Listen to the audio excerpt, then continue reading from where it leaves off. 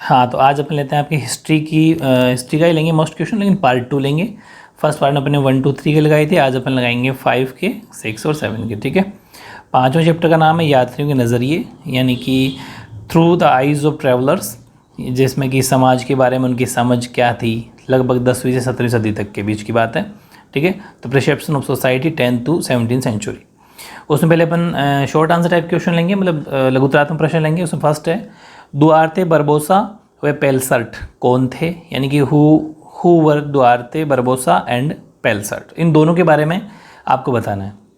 Second है book है किताब उल हिंद। ठीक है, किताब उल हिंद के बारे में आप क्या जानते हैं, what do you know about किताब उल हिंद। तीसरा, इब्न बतूता ने भारत की डाक प्रणाली या फिर डाक व्यवस्था को संचार की एक अनूठी प्रणाली क्यों बताया। वेरी इंपॉर्टेंट क्वेश्चन है। जो इब्न बतूता थे, उन्होंने जो इंडिया की डाक प्रणाली थी ना, डाक व्यवस्था, उसको बहुत ज़्यादा उसकी प्रशंसा की थी, तो उसके बारे में आपको लिखना है। मतलब why did the ibn Battuta describe India's postal system, या फिर postal system as a unique system of communications. ठीक है, अब लेते हैं अपन लॉन्ग आंसर टाइप क्वेश्चंस, यानी निबंधात्मक प्रश्न। उसमें फर्स्ट है चर्चा कीजिए कि बर्नियर का वृत्तांत किस सीमा तक इतिहासकारों को समकालीन ग्रामीण समाज को पुनर्निर्मित करने में सक्षम करता है। बर्नियर, या फिर ऐसा भी आ सकता है कि बर्नियर के वृत्तांत में समकालीन भारतीय समाज का जो चित्र उभरता है उसकी चर्चा कीजिए, यानी discuss the extent to which Bernier's account enables historians to reconstruct contemporary rural society, या फिर discuss the picture of contemporary Indian society that emerge in Bernier's account. ठीक है, कैसा भी क्वेश्चन आ सकता है, बड़े क्वेश्चन आने के चांस है इस चैप्टर से। सेकेंड है भारत के 10वीं से 17वीं सदी तक के इतिहास के पुनर्निर्माण में विदेशी यात्रियों के विवरणों का क्या योगदान है, उदाहरण से स्पष्ट कीजिए। What is the contribution of foreign travellers account in the reconstruction of the history of India from the 10th to 17th century, explain with examples. तीसरा है इब्न बतूता द्वारा वर्णित भारतीय यात्रा वृत्तांत का विवेचना कीजिए या विवेचन कीजिए। Discuss the Indian travelogue describe by the ibn Battuta. और फोर्थ, इब्न बतूता और अल बिरूनी ने भारत यात्रा वृत्तांतों की तुलना कीजिए। Compare the travelogues of Ibn Battuta and, इसको ट्रैवलर्स भी बोल सकते हो आप, Ibn Battuta and Al Biruni to India. ठीक है, तो इसमें बस 4 तो बड़े लगाने और 2 छोटे लगाने, 3 छोटे हो गए, सॉरी 2 नहीं 3 छोटे हो गए। ठीक है, अब लेते हैं अपन चैप्टर 6 भक्ति सूफी परंपराएं, भक्ति सूफी ट्रेडिशंस। उसमें फर्स्ट है सगुण भक्ति और निर्गुण भक्ति से क्या तात्पर्य, काफ़ी इंपॉर्टेंट क्वेश्चन है। व्हाट इज मीन्ड बाय सगुण भक्ति एंड निर्गुण भक्ति। सेकंड है गुरुबाणी से क्या अभिप्राय हैं, what is meant by Gurbani. और लिंगायत कौन थे, who were the Lingayats.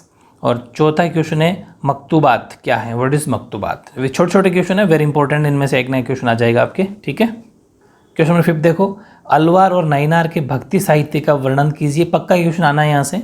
Describe the भक्ति literature of Alvars and Nayanars. या फिर एक क्वेश्चन और है इसी में, अलवार और नैनार परंपरा के स्त्री भक्तों का, जो स्त्री फीमेल जो भक्त थे उनका क्या मतलब उनका उल्लेख करना आपको। Mention the female devotees of Alvar and Nayanar tradition. ठीक है, और क्वेश्चन नंबर 7 है सूफी मत के बारे में आप क्या जानते हैं, what do you know about Sufism.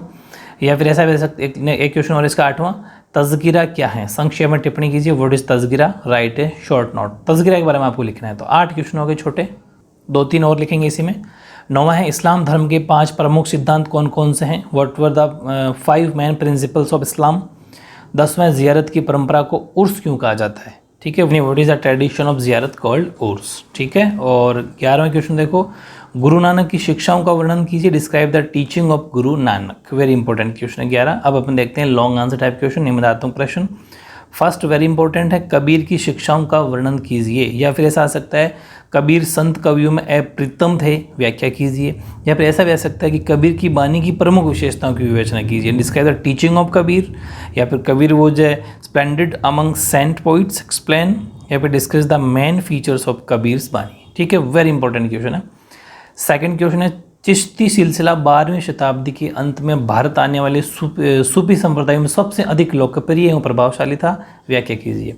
The Chishti silsila was the most popular and influential of the Sufi sect that came to India in the late 12th century, explain. ठीक है, अब लेते हैं अपन नेक्स्ट चैप्टर, जिसका नाम है चैप्टर नंबर 7 एक साम्राज्य की राजधानी Vijayanagara, an imperial capital Vijayanagar.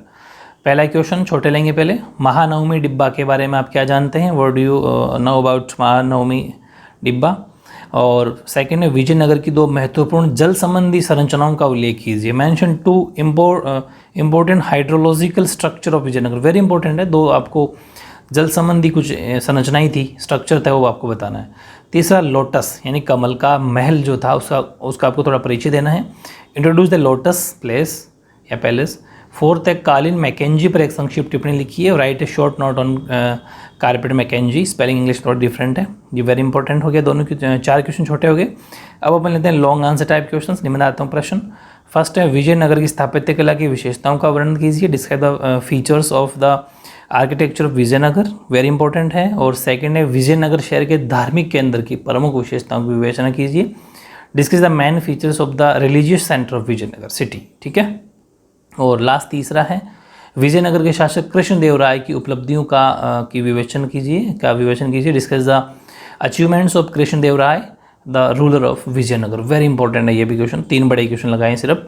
तो क्वेश्चन मैं आपको बहुत कम प्रोवाइड करा रहा हूँ, लेकिन इनको पहले कर लेना, उसके बाद में आपको कुछ मर्जी वो कर लेना, क्योंकि इतना टाइम भी नहीं है कि मैं बेहुदा जो बाकी लोग लगवा रहे हैं तो 100 150 200 क्वेश्चन उतने नहीं लगाना है। लिमिटेड क्वेश्चन लगाना है, सिलेक्टेड, जो ऐसा लगता है कि इंपॉर्टेंट क्वेश्चन आने के पूरे चांसेस हैं।